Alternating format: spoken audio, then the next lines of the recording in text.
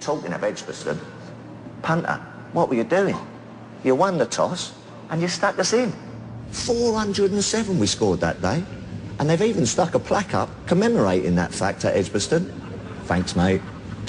Warning, the legend that is Shane Warne. Batted like a maestro, bowled like a magician. Zooters, wrong uns, they're all coming out. But just because you're a mate of Kevin Peterson's didn't mean on that last day at the Oval you had to drop him twice. Do you wake up in the middle of the night thinking that you might have dropped the Ashes? I've got Herschel Gibbs' phone number here if you want some counselling. He'll be awake. Anyway, about 50,000 of us Poms are coming down to Australia this summer to watch us retain the Ashes. That'll crown it. Happy days, boys.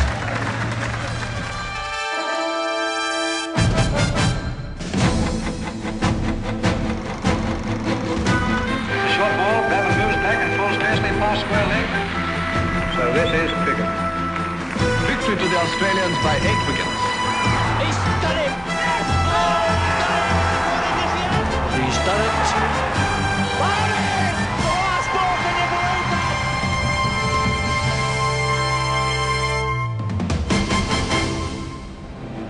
There is nothing left to be said on a beautiful day in Brisbane, and after an unprecedented build-up, the 2006-2007 Ashes series is upon us. Now, the ground isn't full. There are extraordinary crowds outside it as people are going through security, standing in long lines and waiting to get in an attempt to be here for the first ball bowled. That is a gorgeous sight.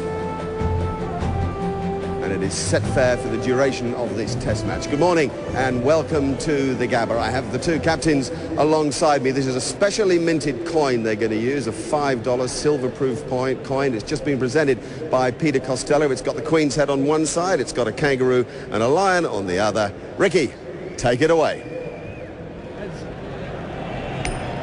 Heads is the call. It's a tail. Australia won the toss. What's going to happen, Ricky?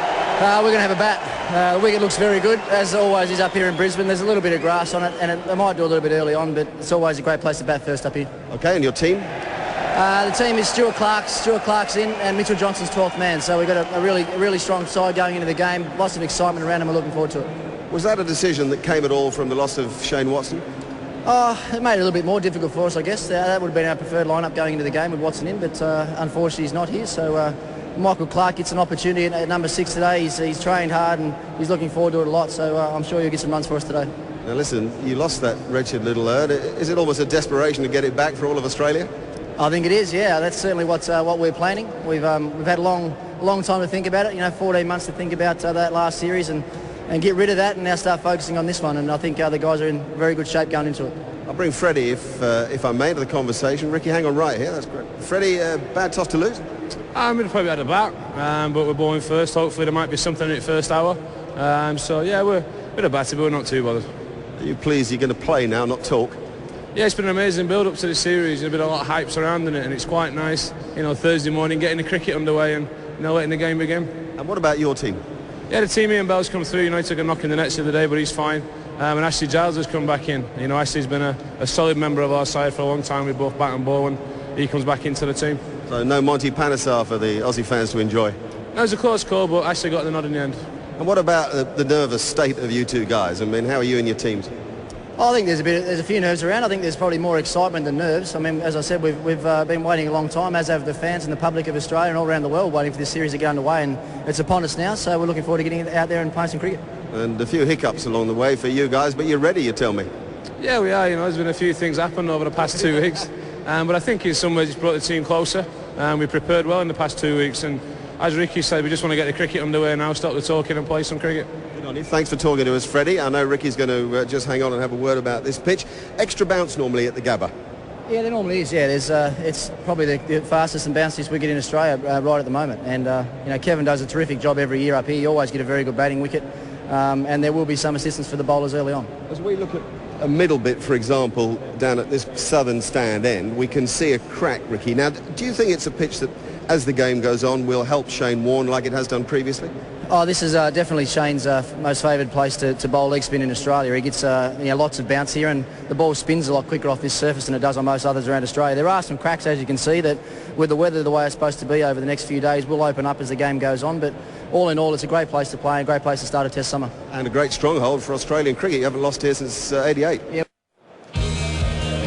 England are helping them out a little bit too. Full and straight, Langer flicks to the leg side. Langer squirts through gully. Langer squirts again, the other side of gully. Cuts over the top of the slips cordon. Then Hayden into the action, through the gap, down the offside. Langer decides to play 2 pull shots as well to get himself to 23 from 16 balls. Hayden battling away, 7 from 15. On to fine leg. Looks up 2. Haven't seen it. There's some glorious shots this morning. Real decisive coming back into Australia's team. Looks confident.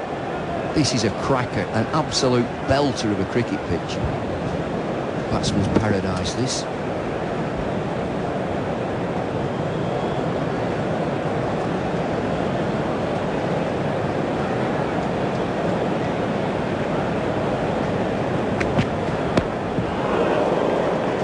The zip we've seen so far from... We see the case in these Test matches. A good shot from Justin Langer. Goodness me. There is nobody better at that stroke on the planet. That is the stroke of the day, and the score's 2 for 168. Giles does have enough experience behind him to realise that, if a batsman wants to take the risk, well, he's going to have to be man enough to cope with it.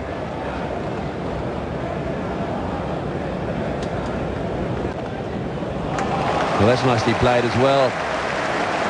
We've talked about Damien Martin and his ability to time the ball. That timing. I like the Barmy Army. They try to stir something up. They try to create something for their team. Too often crowds sit back and get dejected by an average performance by their team. But they're having one last dip. Let's see if Peterson can't jag an edge. New ball can have some effect.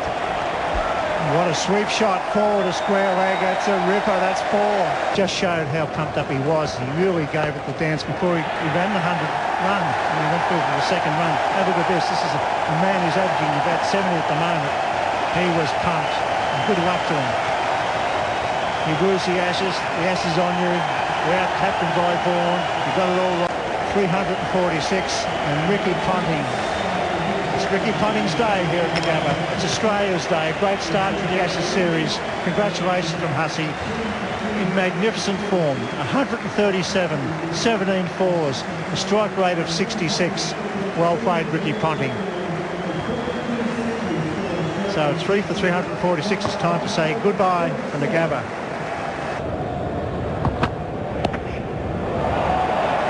Brilliant.